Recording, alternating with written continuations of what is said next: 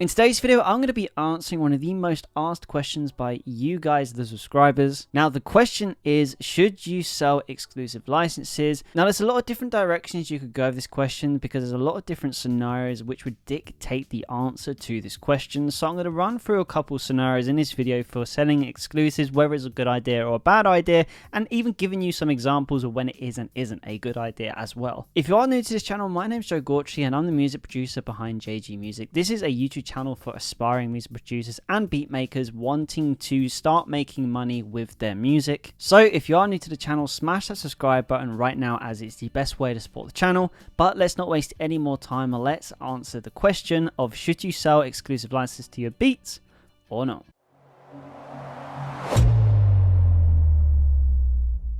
Okay, so let me talk to you. Effectively, first, when you're selling an exclusive license, what you're basically doing is handing over an asset to another artist for a set price, and you can never sell that again. If you were to sell non-exclusively, obviously with beat making, a lot of the time that is how you make a lot of money over time from one beat, by selling a license over and over and over again. But when you're selling an exclusive, you're basically saying that that beat cannot be sold anymore, and it's now the right of you and the artist only to now monetize that and release on major streaming platforms to make a passive income from. Now, obviously, you earn money from the exclusive payout that you get from the fee when it comes to buying the license, which is something that you decide upon yourself depending on the value of the beat. Now, here's the pros and cons of selling an exclusive license. When you sell an exclusive license, it feels like a big payday because it is normally the biggest amount of money that you can get in at one time from one sale, which is great. It gives you that great feeling of ecstasy and feel like you're really onto something with this beat making. But then, as mentioned before, one of the big cons is once you've sold it to the artist, you cannot sell any more non-exclusive licenses of that beat because you have sold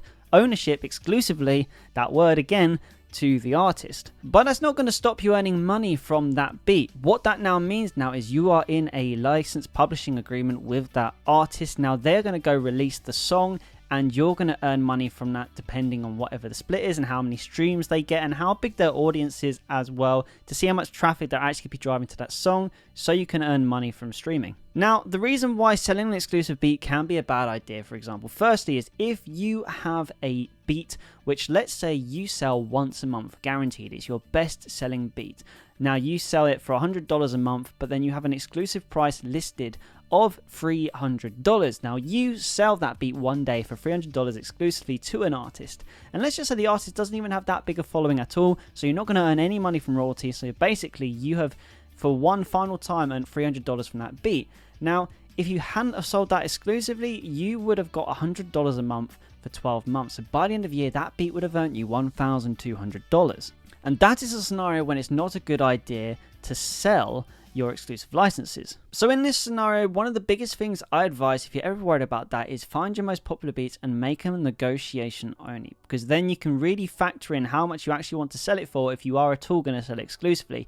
If you just list a certain price for an exclusive, anyone can go buy the beat, no matter how big or small they are as an artist, and you're risking having someone with not as much of exposure or following buying that beat, and then the passive income that you get from that beat afterwards isn't as good. Not to mention all the money you would have earned over a long period of time if you kept that beat up from non-exclusive sales will be gone. So keep that in mind when you're deciding the price for exclusive license. You kind of not really want to completely put off artists, you want to put a price which you feel would be a justifiable amount for the beat. Now, this example, go back to that $100 one. If I was earning $100 a month from one beat, I would be listing the exclusive as make an offer because it's the easiest way. But if you had set a price, genuinely, I would be doing something around the $1,000, $2,000 mark, because in that it would take about a year for me to try and build up momentum on a beat again to be that successful. So that's how I'd value that beat. Now, selling exclusives can be a good thing because let's just say, for example, when you have beats which haven't got any traction at all, haven't got any views, haven't got any non-exclusive sales, one day get an exclusive sale, all of a sudden that feels like something that's pretty worth it.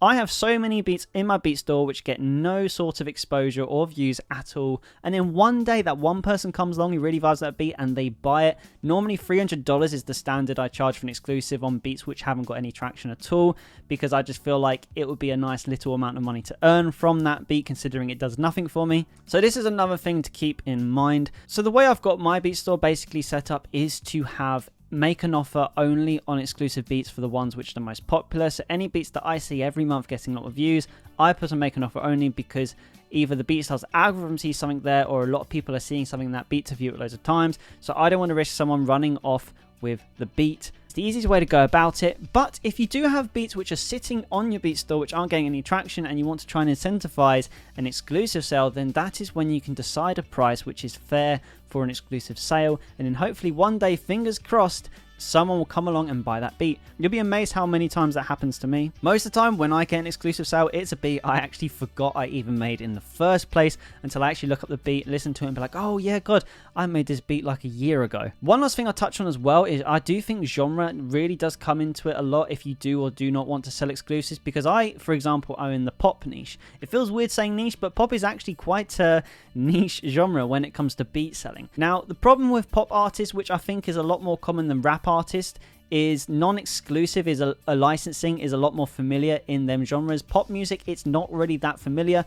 People who buy an instrumental want to own it. They want it to be their own. They don't want anyone else using it. That, or at least that from my experience. So talking with artists is what I have found out. So with that in mind, you definitely do want to sell exclusives for pop, because a lot of artists want that. And the first question they always ask me when buying a license is, will anyone else be able to upload this beat as well? The answer is yes, because it's non-exclusive, and that is when they opt to buy the license for exclusive. So if you are in the sort of pop or even in more niche genres, you've got to consider that as well, what the artist wants as well. So it is good to have that option for exclusive, but again, going back to it, that's when you have to decide what a price is to set. So once more, again, I always like to do $300 for beats which haven't sold or got any traction. And also when I first upload beats as well, I put them for $300, and as soon as I get any sort of license sale at all, it goes straight to make an offer, because I feel like that's the safest way to go about it, just in case a beat starts popping off and getting more sales. So yeah, I hope this video helped you and helped you make a decision on what you want to do with your exclusive and non-exclusive argument that you're having with yourself. If you enjoyed this video, smash the subscribe button. It's the best way to support the channel, and also drop a comment below what your thoughts are, and if you've got any more questions about non-exclusive or exclusive license sales in general. So yeah guys, thank you so much for watching. Keep making music, and I will see you in the next video.